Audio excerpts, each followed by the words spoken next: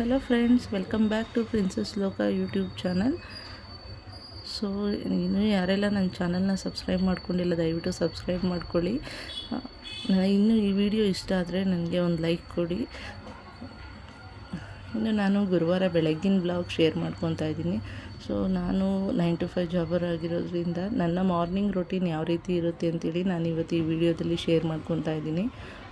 ಇವತ್ತು ನಾನು ಅಡುಗೆ ಮತ್ತು ಬ್ರೇಕ್ಫಾಸ್ಟ್ ಎರಡೂ ಮಾಡ್ತಾಯಿದ್ದೀನಿ. ಹಾಗಾಗಿ ಸೊ ಹಿಂದಿನ ದಿನವೇ ನಾನು ಕಡಲೆಕಾಳು ನೆನೆಸಿಟ್ಕೊಂಡಿದ್ದೆ. ಸೊ ಈ ರೀತಿ ಪ್ರೀವಿಯಸ್ ಡೇನೇ ಪ್ಲ್ಯಾನ್ ಮಾಡಿಕೊಂಡ್ರೆ ಏನು ಮಾಡ್ಕೋಬೇಕು ಅಂತ ಇವನ್ ಜಾಬ್ಗೆ ಹೋಗೋರಿಗೆ ಅಲ್ಲ, ಬೇರೆಯವರಿಗೂ ಎಲ್ಲ ಹೆಣ್ಮಕ್ಳಿಗೂ ಇದು ಯೂಸ್ಫುಲ್ ಆಗುತ್ತೆ. ಹಿಂದಿನ ದಿನ ನಾವು ಪ್ಲ್ಯಾನ್ ಮಾಡ್ಕೊಂಡ್ಬಿಟ್ರೆ ಇನ್ನು ಬೆಳಗ್ಗೆನೇ ನಾನು ನೆನೆಸಿಟ್ಟಂಥ ಬಾದಾಮಿನ ತಿಂತೀನಿ ನಾನು ಡೈಲಿ. ಆರೋಗ್ಯಕ್ಕೆ ಒಳ್ಳೆಯದು. ನಾವು ಹೆಣ್ಮಕ್ಳು ಏನು ಮಾಡ್ತೀವಿ ಅಂದರೆ ಫ್ಯಾಮಿಲಿ ಆರೋಗ್ಯ ಅವ್ರದ್ದು ಎಲ್ಲ ನಾವು ನೋಡಿಕೊಂಡು ನಮ್ಮ ಆರೋಗ್ಯದ ಬಗ್ಗೆ ನಾವು ಗಮನ ಕೊಡೋದಿಲ್ಲ. ಸೊ ಅವ್ರನ್ನೆಲ್ಲ ಚೆನ್ನಾಗಿ ನೋಡ್ಕೋಬೇಕು ಅಂದರೆ ಫಸ್ಟು ನಾವು ಚೆನ್ನಾಗಿರಬೇಕು. ಹಾಗಾಗಿ ಮಕ್ಕಳಿಗೂ ತಿನ್ನಿಸ್ತೀನಿ, ಹಾಗೆ ನಾನು ಡೈಲಿ ತೊಗೊತೀನಿ. ಇನ್ನು ಕಡಲೆಕಾಳು ಯಾಕೆ ಅಂದರೆ ಸೊಪ್ಪು ತರಕಾರಿ ಎಲ್ಲ ಹಾಕಿದ್ರೆ ಮಕ್ಕಳು ತಿನ್ನೋದಿಲ್ಲ, ಬಸ್ಸಾರು ಮಾಡಿದ್ರೆ ಪಲ್ಯ ಎಲ್ಲ.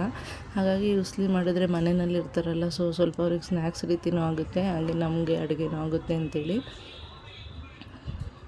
ಇನ್ನು ಬಸ್ಸಾರು ನಾರ್ಮಲಾಗಿ ಎಲ್ಲರೂ ಮಾಡ್ತಾರೆ, ನಾನು 2 ರೀತಿನಲ್ಲಿ ಮಾಡ್ತೀನಿ. ಒಂದು ಒಬ್ಬಟ್ಟು ಸಾರು ಥರ ಬಸ್ಸಾರು ಮಾಡ್ಕೊತೀನಿ, ಇನ್ನೊಂದು ಈ ರೀತಿ ಮಾಡ್ಕೊತೀನಿ. ಇದಕ್ಕಂದರೆ ಈರುಳ್ಳಿ ಹಾಕ್ಕೊತೀನಿ. ಅದು ಒಬ್ಬಟ್ಟು ಸಾರು ಥರ ಮಾಡೋದಕ್ಕೆ ಒಂದು ಈರುಳ್ಳಿ ಟೊಮಟೊ ಹಾಕೋದಿಲ್ಲ, ಬೇರೆ ಎಲ್ಲ ಹಾಕ್ಕೊತೀನಿ. ಸೊ ಇದನ್ನೆಲ್ಲ ನಾನು ಸ್ವಲ್ಪ ಚೆನ್ನಾಗಿ ಹುರ್ಕೊಂಡು ಕೆಂಪಾಗೋವರೆಗೂ ನಂತರ ನಾವು ಪೇಸ್ಟ್ ಮಾಡಿಕೊಂಡ್ರೆ ಟೇಸ್ಟ್ ಚೆನ್ನಾಗಿರುತ್ತೆ ಅಂಥೇಳಿ. ಇನ್ನು ಉಸ್ಲಿಗೂ ಸ್ವಲ್ಪ ಕೊಬ್ಬರಿ ಬೇಕಾಗಿತ್ತು, ಹಾಗಾಗಿ ಸ್ವಲ್ಪ ಕೊಬ್ಬರಿನ ನಾನು ಪೌಡರ್ ಮಾಡಿಟ್ಕೊಂಡು ಸ್ವಲ್ಪ ಎತ್ತಿಟ್ಕೊಂಡೆ. ಇದೆಲ್ಲ ಹುರ್ಕೊಂಡ್ಮೇಲೆ ನಾವು ಸ್ಟವ್ ಆಫ್ ಮಾಡಿಕೊಂಡು ಲಾಸ್ಟಲ್ಲಿ ಕೊಬ್ಬರಿ ತುರಿ ಹಾಕ್ಕೊಂಡು ಜಸ್ಟ್ ಆ ಬಿಸಿಗೆ ಹುರ್ಕೊಂಡ್ರೆ ಸಾಕು. ಸೊ ಇವ್ರಿಗೆ ಹುರಿತಿದ್ದಾಗೆ ಗೊತ್ತಾಗುತ್ತೆ ನಮಗೆ ಜೀರಿಗೆ ಮೆಣಸು ಇದ್ರದ್ದೆಲ್ಲ ಒಳ್ಳೆ ಅರೋಮಾ ಅನ್ನೋದು ಬರುತ್ತೆ, ಅಲ್ಲಿವರೆಗೂ ಹುರ್ಕೋಬೇಕು. ಸೊ ಎಷ್ಟು ಹುರಿತೀವೋ ಅಷ್ಟು ಟೇಸ್ಟಿಯಾಗಿ ಬರುತ್ತೆ ಸಾಂಬಾರು ಅಂತಲೇ ಹೇಳ್ಬೋದು. ಇನ್ನು ಒಂದು ಕಡೆ ಅಡುಗೆ ಮಾಡ್ತಾಯಿದ್ರೆ ಇನ್ನೊಂದು ಕಡೆ ನಮ್ಮದು ಮಲ್ಟಿ ಟಾಸ್ಕ್ ಇರುತ್ತೆ. ಸೊ ಅದೇ ಟೈಮಲ್ಲಿ ಸೊ ಏನಾದರೂ ಶಾಪಿಂಗ್ ಮಾಡ್ಕೊಳ್ಳೋದು ಇದೆಲ್ಲ ಇರುತ್ತೆ, ಯಾಕಂದರೆ ಟೈಮ್ ಮ್ಯಾನೇಜ್ ಮಾಡ್ಕೋಬೇಕಾಗುತ್ತೆ ನಾವು. ಸೊ ನಾನು ಬೆಳಗ್ಗೆ 5:30 ಇಂದ 8:30ವರೆಗೂ ನನ್ನ ರೂಟೀನ್ ಯಾವುದೇ ರೀತಿ ಇರುತ್ತೆ ಅನ್ನೋದು ನಾನು ಇಲ್ಲಿ ಶೇರ್ ಮಾಡ್ಕೊಂಡಿರೋದು. ಇವತ್ತು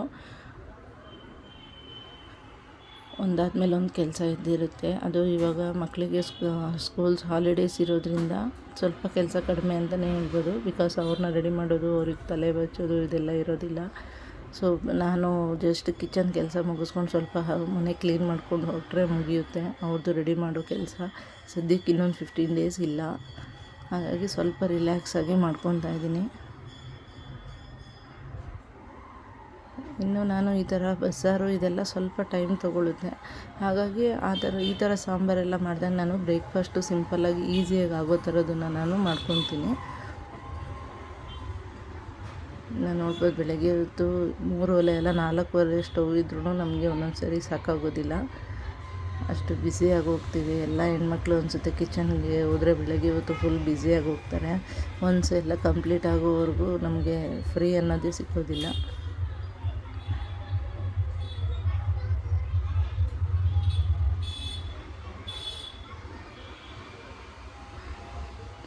ಇನ್ನು ಅಷ್ಟರೊಳಗೆ ಹಸ್ಬೆಂಡು ಎದ್ದು ಬಂದರು. ಇನ್ನು ಬೆಳಗ್ಗೆ ಎದ್ದ ತಕ್ಷಣ ಅವರಿಗೆ ಒಂದು ಕಪ್ ಟೀ ಕೊಡಬೇಕಿತ್ತು, ಹಾಗಾಗಿ ನಾನು ಅದನ್ನು ರೆಡಿ ಮಾಡಿಕೊಂಡು ಸೈಮಲ್ಟೇನಿಯಸ್ಲಿ ಎಲ್ಲ ಕೆಲಸ ಮುಗಿಸ್ಕೊತಾ ಇದ್ದೀನಿ. ಆ್ಯಂಡ್ ಇವನು ಹೊರಗಡೆನೂ ನಾನು ಮನೆ ಕ್ಲೀನ್ ಮಾಡ್ಕೊಳ್ಳೋದೆಲ್ಲ ಹಂಗೆ ಮಾಡ್ಕೊತಾ ಇದ್ದೆ. ಸೊ ಅದೆಲ್ಲ ಕ್ಲಿಪ್ಪಿಂಗ್ ಹಾಕೋಕ್ಕಾಗಿಲ್ಲ. ಇನ್ನು ಹಸ್ಬೆಂಡ್ ಅವರು ಕೊಲೀಗು ಊರಿಗೆ ಹೋಗಿದ್ರಂತೆ, ಹಾಗಾಗಿ ಸ್ವಲ್ಪ ನನಗೂ ಮನೆಯಲ್ಲಿ ಜೀರಿಗೆ ಮೆಣಸು ಏಲಕ್ಕಿ ಎಲ್ಲ ಖಾಲಿಯಾಗಿತ್ತು. ಸೊ ಇದೆಲ್ಲ ಸ್ವಲ್ಪ ಮಲೆನಾಡು ಕಡೆಯಿಂದ ತರಿಸಿದ್ರೆ ಟೇಸ್ಟ್ ಚೆನ್ನಾಗಿರುತ್ತೆ ಮತ್ತು ಫ್ರೆಶ್ಶಾಗಿ ಸಿಕ್ಕುತ್ತೆ ಅಂಥೇಳಿ ತರಿಸಿದ್ದೆ ನಾನು. ಲಾಸ್ಟ್ ಟೈಮ್ ನಾವು ಅಕ್ಟೋಬರಲ್ಲಿ ಶೃಂಗೇರಿ ಎಲ್ಲ ಹೋದಾಗ ಆವಾಗ ತೊಗೊಂಡು ಬಂದಿದ್ದೆ. ಸೊ ಸ್ವಲ್ಪ ಜೀರಿಗೆ ಮೆಣಸು ಖಾಲಿಯಾಗಿತ್ತು, ಹಾಗಾಗಿ ತರಿಸ್ದೆ ನಾನು. ಬಟ್ ತುಂಬ ಸ್ಮೆಲ್ಲು ಚೆನ್ನಾಗಿತ್ತು, ಒಳ್ಳೆ ಫ್ರೆಶ್ ಅನ್ನಿಸ್ತಾಯಿತ್ತು. ಏಲಕ್ಕಿ ಅಷ್ಟೇ, ಕವರ್ ಓಪನ್ ಮಾಡಿದ್ರೆ ಕಿಚನೆಲ್ಲ ಅದೇ ಸ್ಮೆಲ್ ಬರ್ತಾಯಿತ್ತು. ಸೊ ಫ್ರೆಶ್ ಆಗಿದೆ ಅನ್ನಿಸ್ತು. ಸೊ ಹಾಗಾಗಿ ತರಿಸ್ಕೊಂಡೆ. ಇಲ್ಲಿ ದುಡ್ಡು ಕೊಟ್ಟರು ನಮಗೆ ಫ್ರೆಶ್ನೆಸ್ ಸಿಕ್ಕೋದಿಲ್ಲ, ಹಾಗಾಗಿ ಅಲ್ಲಿಂದ ತರಿಸೋದು ಅಷ್ಟೇ. ಇಲ್ಲಿ ಸಿಕ್ಕಲ್ಲ ಅಂತಲ್ಲ, ಜಸ್ಟ್ ಫಾರ್ ಫ್ರೆಶ್ನೆಸ್ಗೋಸ್ಕರ. ಅದು ಆ ಟೈಮಲ್ಲಿ ಯಾರಾದರೂ ಅಲ್ಲಿಂದ ತಂದು ಕೊಡೋರಿದ್ದರೆ ತರಿಸ್ತೀವಿ, ಇಲ್ಲ ಅಂದರೆ ಏನೂ ಮಾಡೋಕ್ಕಾಗಲ್ಲ. ಸೆಂಟ್ರಲ್ ಖಾಲಿ ಆದರೆ ನನ್ನ ಮನೆಯಲ್ಲೇ ಇಲ್ಲೇ ಅಂಗಡಿನಲ್ಲೇ ತರಿಸ್ಕೊತೀನಿ. ಇನ್ನು ನಾನು ಬ್ರೇಕ್ಫಾಸ್ಟಿಗೆ ಕ್ವಿಕ್ಕಾಗಿ ರಾಗಿ ದೋಸೆ ಮಾಡ್ಕೊಳ್ಳೋಣ ಅಂತೇಳಿ. ಇದಕ್ಕೆ ಯಾವುದೇ ರೀತಿ ರುಬ್ಕೊಳ್ಳೋದು ಆ ಥರ ಎಲ್ಲ ಏನೂ ಇಲ್ಲ, ಇನ್ಸ್ಟೆಂಟ್ ದೋಸೆ ಅಂತಲೇ ಹೇಳ್ಬೋದು. ಸೊ ತಂಪಾಗಿರುತ್ತೆ ನಮ್ಮ ದೇಹಕ್ಕೆ, ನನಗೂ ಈಸಿಯಾಗಿ ಕ್ವಿಕ್ಕಾಗಿ ಆಗುತ್ತೆ ಅಂತೇಳಿ. ಇನ್ನಿಷ್ಟೆಲ್ಲ ಅಡುಗೆ ಎಲ್ಲ ಮುಗಿಸಿದ ಮೇಲೆ ಕಿಚನಲ್ಲಿ ಸಿಂಕ್ ತುಂಬ ಪಾತ್ರೆಗಳಂತೂ ಬಿದ್ದೇ ಬೀಳುತ್ತೆ. ಇನ್ನು ನಾನು ಹಂಗೆ ಬಿಟ್ಟೋದೆ ಅಂದರೆ ಮತ್ತೆ ಸಂಜೆವರೆಗೂ ಹಂಗೆ ಇರುತ್ತೆ.